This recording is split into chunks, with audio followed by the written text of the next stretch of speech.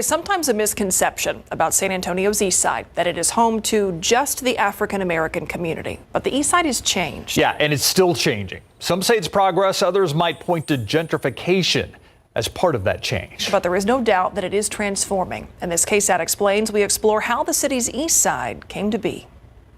The first Spanish settlers here in the 1700s were from the Canary Islands off the west coast of Africa. Nearly a third of those settlers were black, but they were not equal in the eyes of Spaniards. Black settlers were separated by racial lineage once they arrived. The San Antonio River was the first line of segregation in the history of San Antonio. People with dark skin were segregated to the east side of the river. Communities formed, and over time, St. Paul Square became the epicenter for San Antonio's African American community. Then, as now, churches have been a pillar on the east side.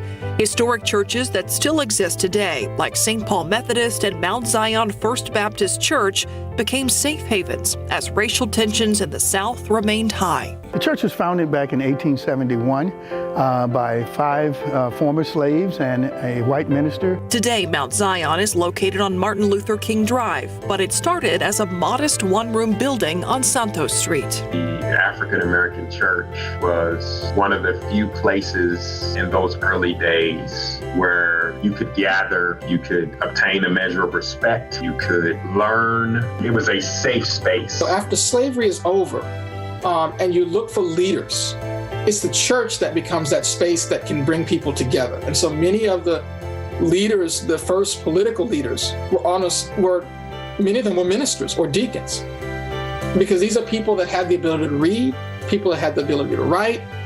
They were literate. They were in a position where they had the authority to speak. The most influential people were in the church: the doctors, the lawyers, the school teachers, the nurses, and we had a sense of community. Dr. Sharon Crockett Ray grew up on the east side. And Coach Hudgens, this is the coach who taught me and my siblings how to swim. The little girl who learned to swim at St. Philip's College has now made a career here. She's in charge of scholarships, alumni grants, and fundraising, a mission not unlike that of Artemisia Bowden, the school's founding president. St. Philip's is known as a historically black college on the east side today, but it was first called St. Philip's Normal and Industrial School. The mission then was to educate and train recently emancipated slaves. Artemisia Bowden joined the school as an administrator in 1902. Under her leadership, the institution became a junior college, but it wasn't easy. Because Miss Bowden used to border with chickens and eggs to help keep the doors open.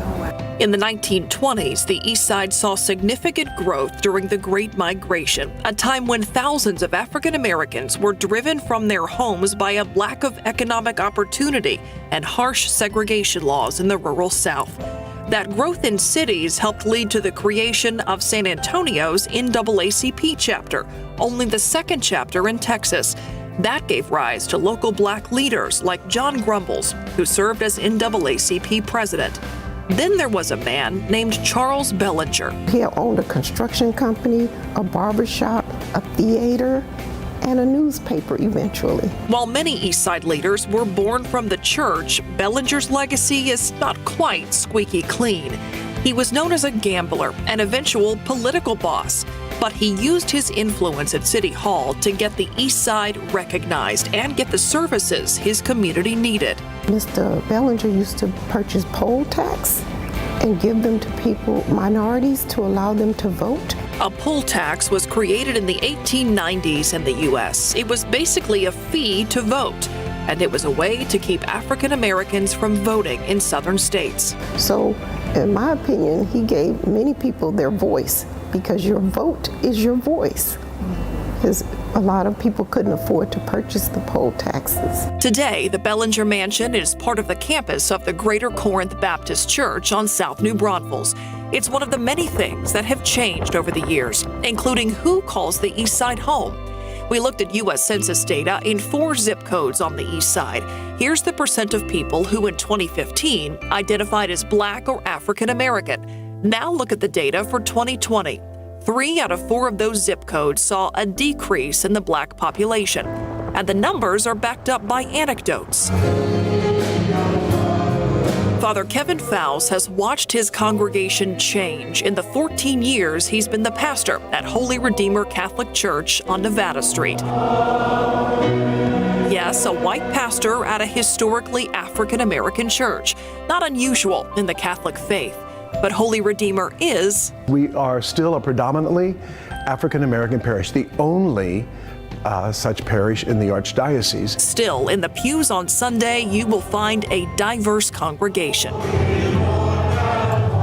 Father Kevin works and lives on the east side, and some of the change he sees comes with challenges. It's great to see new condos and homes being built on empty lots, or some of the buildings being torn down that maybe were drug havens, but also there's many people who lived here a long time, and prices go up, taxes go up.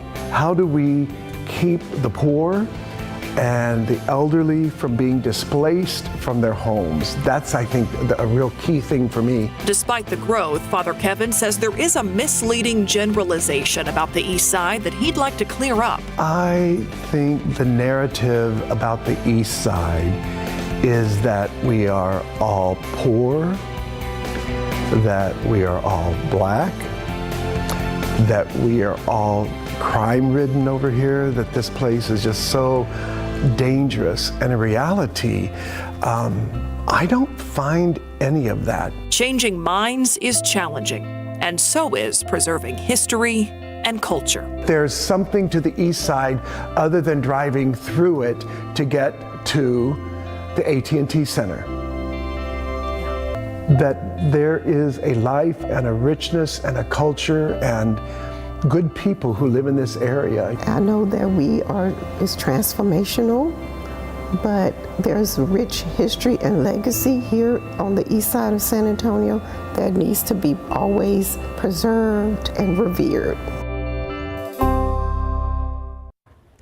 You can watch this story or any of our KSAT Explains stories on demand anytime. Scan this QR code or check them all out on the KSAT Plus app or the KSAT YouTube page. Keep up to date with all of San Antonio's top news, weather, and so much more by clicking the like and subscribe buttons below. And once again, thanks for watching KSAT.